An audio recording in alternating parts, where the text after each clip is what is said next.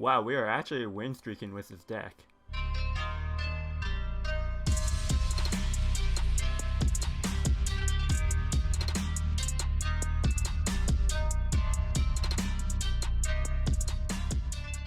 What's up guys, TheJordude here, back again with another Shadowverse deck and gameplay video. I've actually gone through most decks in rotation, I think. There's like a couple meme decks I haven't gone through yet maybe, and some older archetypes like Natura Dragon or Natura Rune and like Machina Portal and that kind of stuff. But I didn't feel like doing a video on those decks today. Today I wanted to do like I kind of want to go back on decks that I've already made decking gameplays for, but it's been like some time, so the meta's kind of evolved or settled down. So the deck list has kind of changed from when I first posted the video because those were pretty fresh lists. And then yeah, so things change. And one of the decks that I want to go back on is Wrathblood. Now Wrathblood is a deck that looked pretty promising from Fortune's Hands expansion, but it fell pretty flat because it was just too fair. Like the win condition being the Behemoth was too slow and it's only doing 10 damage, so it's not really OTKing your opponent much. But so I wanted to take a different approach with Wrathblood and go a more like very aggressive version, kind of aggressive and burn heavy. So as you can see, we have a lot of the Wrath package. So we have a lot of Wrath cards in here, like Silverbolt Hunter, Vampire of Calamity, Darhold. But as you can see, we're missing the Behemoth. I actually cut the Behemoth because that card is way too slow for what I want to do with this deck. I just want to kill my opponent by like turn 7 latest. So instead of like Behemoth, I have more 1-drops like Lucius. I just want to make sure I want to play a 1-drop on turn 1. And like, we have a lot more burn, as you can tell. We have Garnet Waltz and Razory Claw, just to get more reach to your opponent. Whiplash Imp is basically like turn 6 you get the Imp Lancer, so it's just a strictly better Imp Lancer because it's an Imp Lancer with upside. You get the +2/2, and if you have Wrath active, then yeah, it gets a benefit. So it does still play the world because this card just synergizes well with your Wrath deck. You're pinging yourself so much, your fanfare is going to be active when you draw this card. It just helps you gain tempo because you are mainly just going face all the time. Same with Eo.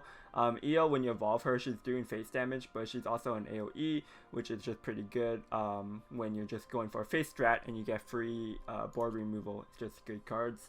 Only 2 copies of Neria. The reason why is that Neria is only really going to get the free evil when you have Darhold's Dire Bond beforehand, or you set up like a Vampiric Bloodbinder. We're not running that 1 play point spell to draw a card because there's no natural cards, and that card's not really putting pressure, even though it's good for Wrath, and I think maybe you could fit it into this deck. I've opted to not run it. If you wanted to play it, maybe you could cut down on like, I don't know, like an EO or a Garnet Waltz and try to make room. But yeah, this is the list. I would still say it's a work in progress. Wrathblood isn't really a deck that's been refined to a point where it could compete well in the meta, like as a tier 1 or a tier 2. Definitely not a tier 1 and not even a tier 2 deck.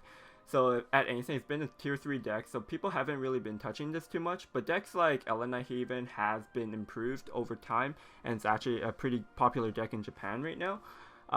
So yeah, this is still work in progress, but I think going for a much more aggressive version for Wrath is probably the way to go if you want to play a Wrath deck, just because Behemoth isn't really doing work for you and it's just way too slow. But yeah, this is Wrath Aggro Blood. If you have any suggestions on how you would improve this deck, please feel free to leave a comment down below. And if you enjoyed the video, make sure to give it a thumbs up, subscribe for more Shadowverse content, and enjoy the games. I'll see you guys next time. Peace. Okay, against Runecraft, I think Rune is one of our more favorite matchups because they can't really handle the burn that well. However, we are going second, so of course if we're playing against Shop Rune, like, I think we have a pretty good chance if we were going first. Like, going first with this deck is super important just because it is an aggro deck. You want to be playing these 1/2s on turn 1. But yeah, if it's Shop Room, it's a bit tougher because going second, you have like 1 less turn to kill them, and that 1 less turn is such a big difference. If it's Dirt Rune though, I think we're generally okay. Inside, so okay, it is going to be a Shop Rune, I guess. Unfortunate for me that we're going second. However, I do think this is one of our better matchups, but yeah, going second is just really rough, I think. The plus side is we do get to Evo first, so if something sticks on turn 4, we can start evolving face. Okay, so he's going to Mirror Truth my 1-2, which is fine. He's not Mirror Truthing my Vampiric Bloodbinder. But he does have the Verdict Ritual next turn to just remove the Bloodbinder here. Next turn on 3, we could go 1 and 2. Something should stick. I'm just afraid of like a Verge Walker stopping me on turn 5. That could be pretty rough. But if he doesn't have Verge Walker on 5, he might have a hard time dealing with the board. My face, that I basically ignoring what my opponent's doing, and he's just ignoring what I'm doing. I could actually use the Vampire of Calamity here. But I think it's just better to Lucius, because if Lucius sticks, I could just evolve to Lucius and it'll kill the Silver Bolt Hunter. I mean, like, this could be like turn 7, deal 4 damage if Wrath is active for me. Okay, so he's using the authoring to remove my board. Oh, he gets it. Man, if he had the 1 and 3 hit my 2-1, that would have been good for me, but yeah, kind of an awkward turn. I could play the Whiplash Imp. I do want to be playing on turn 6, so I think this turn I actually claw him, because on 5 I could play the World. The World's ideally not the greatest play on turn 5 though, because I'm not pressuring with it. Alright, so he does have a Verge Walker here.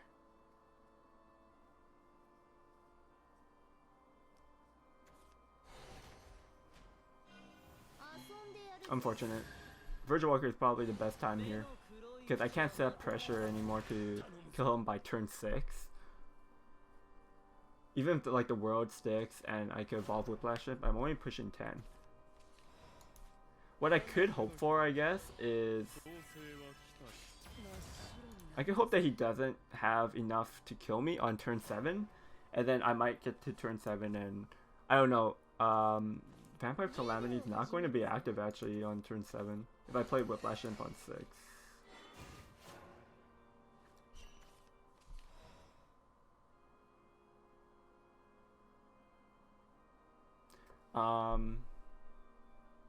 It's fine that we have double burn. 6 damage alone. We're actually so close to killing him if we had one more burn spell.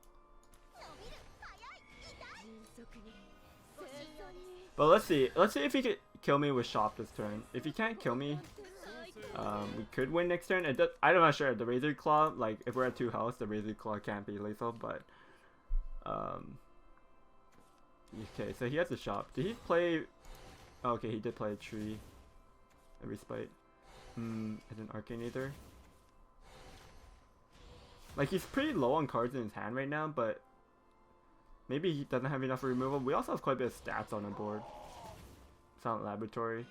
He hit the 5-4 though. That was actually good RNG for me. That's one extra ping that he has to deal with.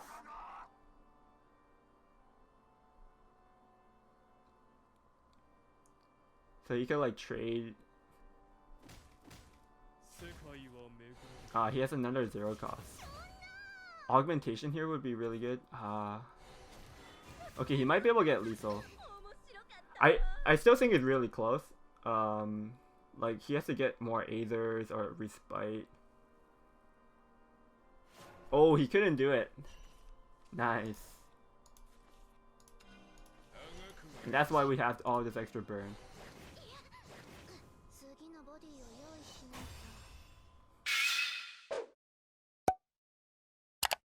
I think we should throw back the World there. I think the World would be useful, but kind of want something to do on turn 3 and turn 4. Like Darkhold on turn 4 would be nice. Okay. I mean we have a 1-drop. Always good to play a 1-drop when we're running 1-drops on turn 1. Okay, opponent playing the Honorable Thief. The nerf is actually kind of relevant here, I guess, because now I can take the trade. and get initiative on the board. But if he has a Kagemitsu this turn, it's kind of annoying. Maybe Kagemitsu's this turn. Okay. He might actually use the boot here to trade. Oh no, he's gonna hold on to the boots. I don't know, I would have just used the boots here to trade. I kind of want some more options with my hand. Although if I play Bloodbinder on 5, maybe... Okay. I'm going to fix it. I'm holding the Bloodbinder this turn because if I play this turn and both fallers die, then I might have better options for my turn 4. But by holding the Bloodbinder and playing it maybe on turn 5, I might be able to set up my Neria with it.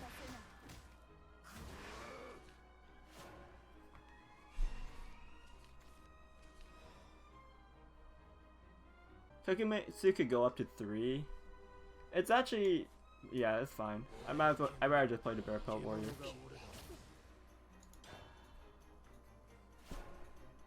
Because his Kagemitsu is not getting up into stats where it will value trade me. If my only option was to play Bloodbinder this turn, I wouldn't play it.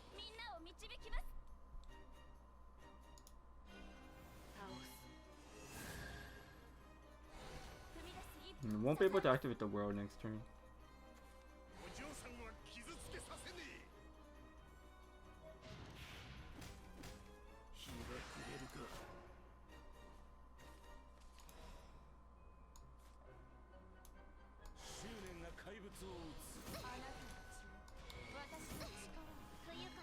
For this Garnet Waltz, I don't need the evil point right now. I could hold on to it because maybe I'll go into Vengeance and then I can use it. If I use it now, what would I want to do? Take an evil or burn? He's actually I wouldn't say he's getting low, but I don't know. I feel like I should be using the play points to use it. I just can't really decide which one I want to use it on.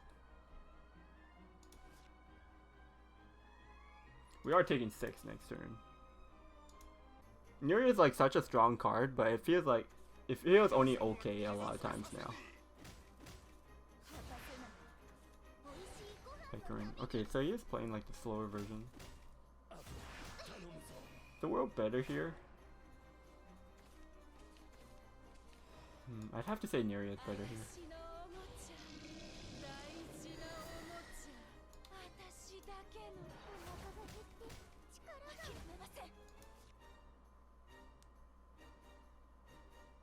And I'm also going to evolve the Flood Behemoth.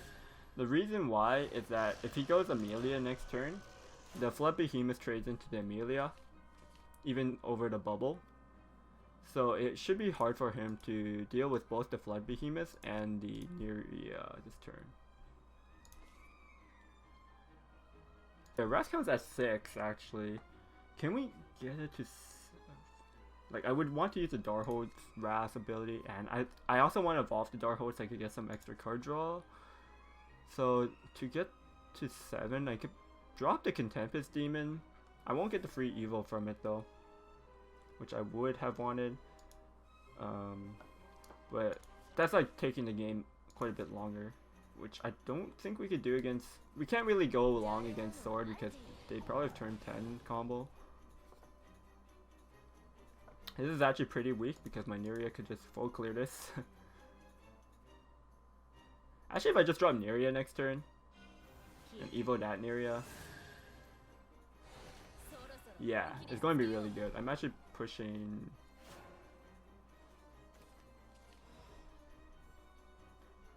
Vampire Calamity. So Neria here is really good because I just evolve it, clear it, and my board's like really huge. That should just win me the game. It also does 11 damage to him.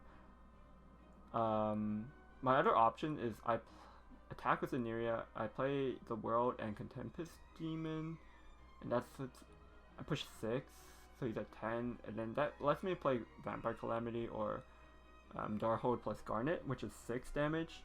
So he would still have 4 life. So in that case, I'd rather just play this Neria. I think this double Neria board is just too big for him to deal with. And now he's also at 5, so like just double burn with the Garnet Waltz is Garnet Waltz plus like Razory Claw is lethal.